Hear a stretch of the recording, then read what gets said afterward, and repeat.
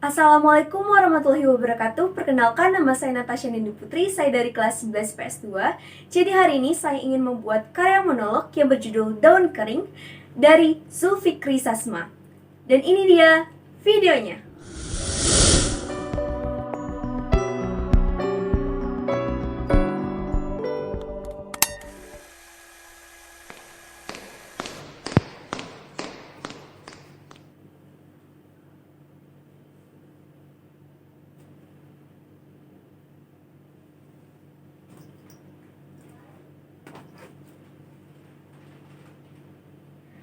Saudara-saudara, sampai hari ini saya masih mempercayai Tuhan dan segala skenario-Nya.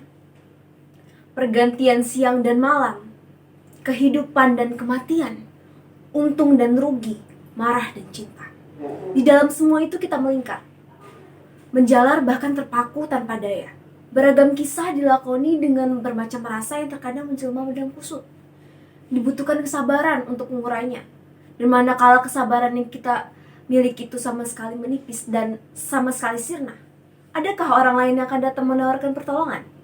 Memberi kesejukan pada pikiran dan perasaan seperti benang kusut. Teramat berat bagi saya untuk bercerita tentang kisah ini. Kisah yang saya sebut sebagai episode Daun Kering.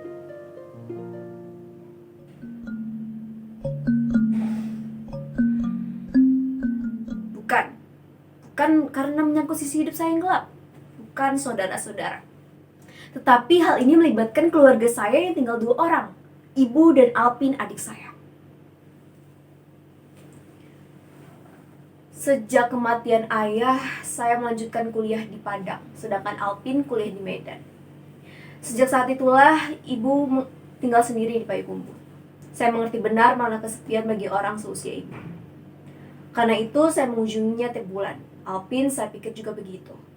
Namun karena Medan dan Payakumbuh terbentang jarak yang cukup jauh, maka ia hanya pulang setiap liburan sekali, liburan semester. Tetapi saudara-saudara, kepulangan saya kali ini sungguh-sungguh membuat saya hampir putus asa. Betapa tidak, baru saja saya sampai di teras depan rumah, tiba-tiba saya mendengar suara teriakan "tidak" yang sangat begitu keras. Saya yakin itu adalah suara ibu saya. Saya jadi tertegun mendengarnya, lalu mengintipnya dalam lubang kunci.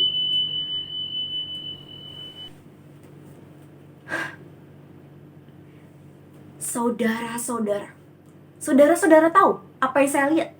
Sungguh di luar dugaan. Saya menyaksikan ibu berdiri di samping meja telepon dengan kepala tertunduk, dengan wajah yang lesu dan kuyup. Sempoyongan ia menuju sofa, menuju kursi. Kecewa, marah, sedih, dan tak makna apa yang lagi dibaca oleh raut wajahnya. Kesal. Heran. Tidak mungkin ibu seperti itu. Tidak mungkin. Ibu saya bukan wanita yang rapuh.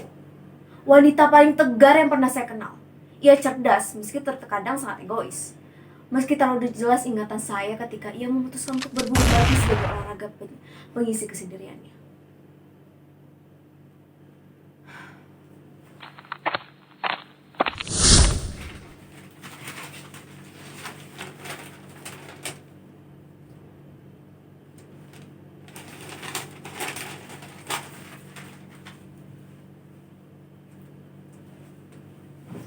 Oke, silakan ibu berburu babi.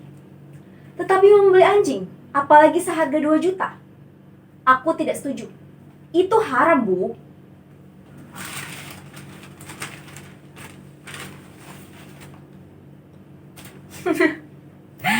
Jika tidak dibeli, ibu dapat anjing dari mana?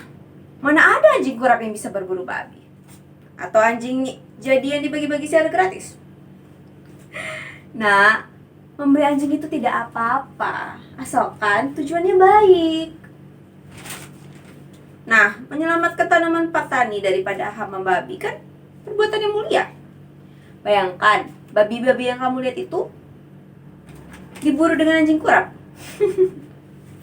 Ia akan tetap merdeka memakan tanaman petani, dan petani tidak akan makan. Kamu rela petani makan mati kelaparan?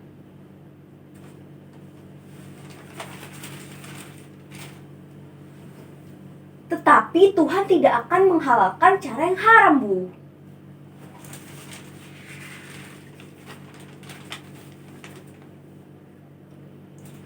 Bukan Tuhan namanya kalau sekaku itu. Bukankah kamu yang sering bilang ad-daruratul bihul mazurat?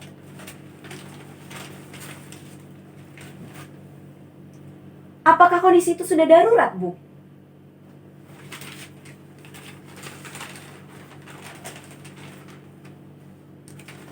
Ya menurutmu saja, keselamatan manusia bukan suatu hal yang darurat.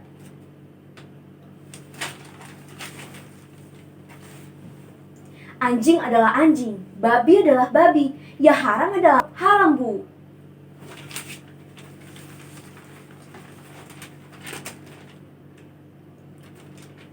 Tuhan itu cerdas, nak. Ia tidak akan ciptakan tanah kalau memang kita dilarang menyentuh benda najis.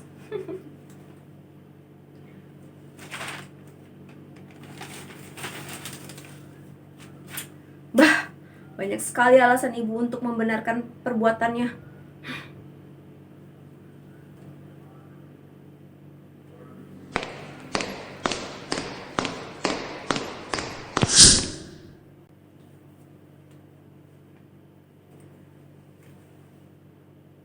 Nah, saudara-saudara, bukankah apa yang saya saksikan tadi itu tidak masuk akal? Seseorang yang selama ini tegar, tertunduk lusuh dan kuyu. Ini tidak masuk akal. Apalagi setelah itu saya lihat ibu menangis. Ibu menangis. Tiba-tiba saya dorong daun pintu yang ternyata tidak terkunci. Ibu terkejut melihat saya. Segera ibu memburu saya dan memeluk saya erat-erat. Begitu erat, saudara-saudara.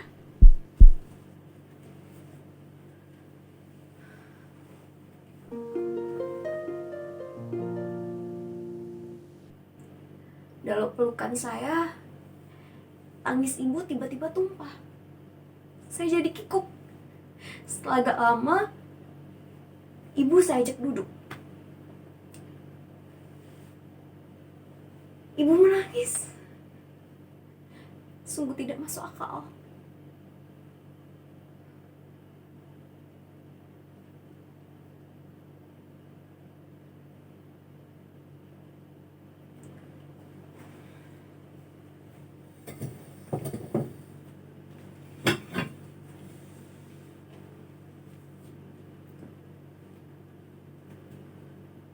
Sampai malam itu, saya masih menganggap ibu adalah sosok yang tegar, tidak rapuh, apalagi cengeng. Saya punya banyak alasan untuk anggapan ini. Pernah suatu ketika saya iseng-iseng mengikuti ibu untuk berburu babi. Maksud saya untuk menemukan sebuah titik lemah sehingga ibu bisa berhenti membeli anjing-anjing yang konon didatangkan dari Jawa. Tetapi yang saya temukan bukan titik lemah, melainkan noda-noda hitam yang dicapkan kepada ibu. Saya tidak tahu bagaimana mengatakan bagian ini. Ibu adalah seorang kriminal. Di hutan itu ia menanam ganja, dan buru babi rupanya hanya kedok semata untuk mengelabui saya. Ketika itu saya ingin lari rasanya ke tempat yang tak bernama dan entah di mana. Saya bingung, tapi saya masih melawan. Jadi saya ambil daun jahanam itu yang dijemur oleh anak buah ibu. Saya linting, kemudian saya mencari ibu. Saya temukan ternyata ibu sedang kesakitan karena diseruduk babi hutan. Ia merintih, tidak menangis. Rasa iba menjalar di dada saya. Namun rasa benci telah meruang. Iba tiba-tiba terhalau oleh benci. Seperti tidak terjadi apa-apa. Saya menyalakan lintingan dan menghisapnya dalam-dalam. Dan saya hisap dan hembuskan, gak ada apa-apa. Papa mencari bau itu dan dia langsung bilang, Buang! Buang kataku! Aku menanam ganja itu bukan untuk anak-anakku, melainkan untuk anak-anak orang lain.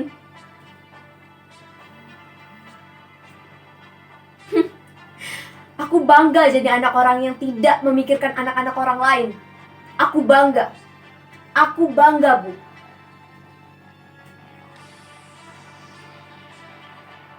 Saudara-saudara, sekarang ibu menangis terisak-isak. Betul-betul tidak masuk akal. Saya lalu mengaruh segelas air putih di meja untuk mempersilahkan ibu meminumnya. Tidak lama, tangisnya pun hilang.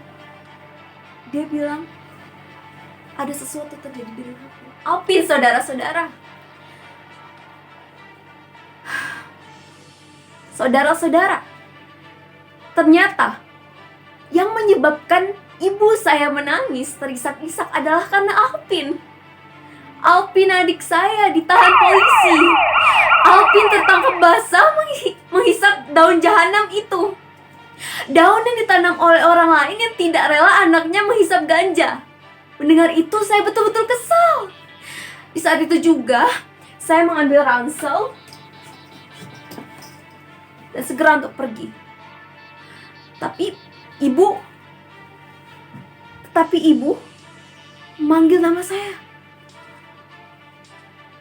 Sarjuni. Saya tetap pergi dan membawa ransel saya.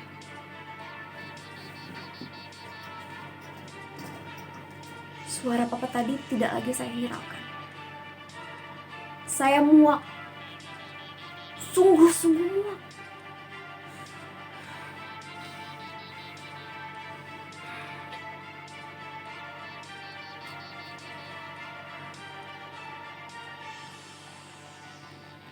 Begitulah saudara-saudara. Saya terpaksa kembali ke padang malam itu juga. Saya tak sanggup menghadapi kenakalan orang tua seperti itu.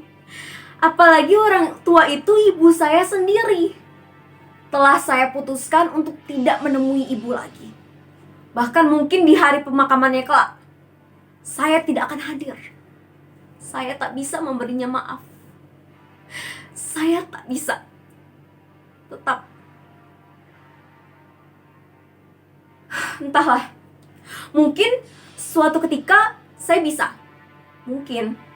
Sebab sampai saat ini saya masih mempercayai Tuhan dan segala skenario-Nya.